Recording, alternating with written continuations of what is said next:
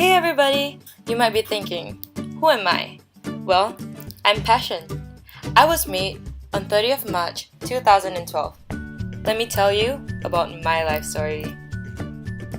So, let's just start with how I came to be. I was initially created for an art competition, but what fun would that be if I were to be just cooped up in a school's art room? It was horrible. Ugh. Which was why I was exhibited in an arts exhibition. Apparently, my job was just to sit there and let people marvel at my insane beauty. First few years of my life were pretty boring. All I ever did was just to display myself. I couldn't move. I couldn't even speak. All because to humans, I was nothing but an inanimate object. Which was why, over the years, I've accumulated many stories that was so kindly provided to me by these so-called humans.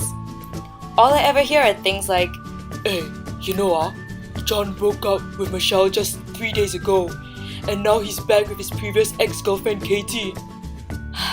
or something like, my mom has been nagging non-stop, I wish she would just let me live my life. So annoying, oh my gosh. Typical teenagers. Why aren't you guys even looking at me? Aren't you guys supposed to be appreciating the art that's me? And just like that, the first few years of my life flew past in monotony. Well, I have to say, it was kind of interesting to observe the different profiles coming to the museum. There were the tall ones, the short ones, the curly-haired ones, the old and the young ones, who were cute by the way. But that was it. However, all these people that were looking at me, it seemed as though they were just observing me, but they weren't really seeing me. And here was just this barricade that didn't allow them to interact with me. During the third year of my life at this museum, I did hear something really intriguing. A bunch of artists from an organization called Touch Art, I think. They were talking about a certain special group of people who couldn't really see. That sounded kind of weird to me though. If they were unable to see, how can they appreciate the different types of art? But from my collection of stories, there are many types of museums out there, each one filled with beautiful and amazing artworks, whose beauty can't be comprehended with mere words. My fifth year, something exciting actually happened. New paintings from a museum in Spain were shipped over for a cultural exchange. That was how I met Joy.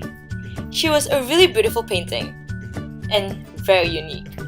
She was specially painted with many different textures, and unlike any other art pieces in our museum, she didn't have a barricade around her, but had a sign hung up to her that said, "Touch me please." While she was here, we would always find time to learn about each other. At first, she was always bubbly, but as time passed, she started missing the Prado Museum more and more. She missed everyone there, especially her visitors.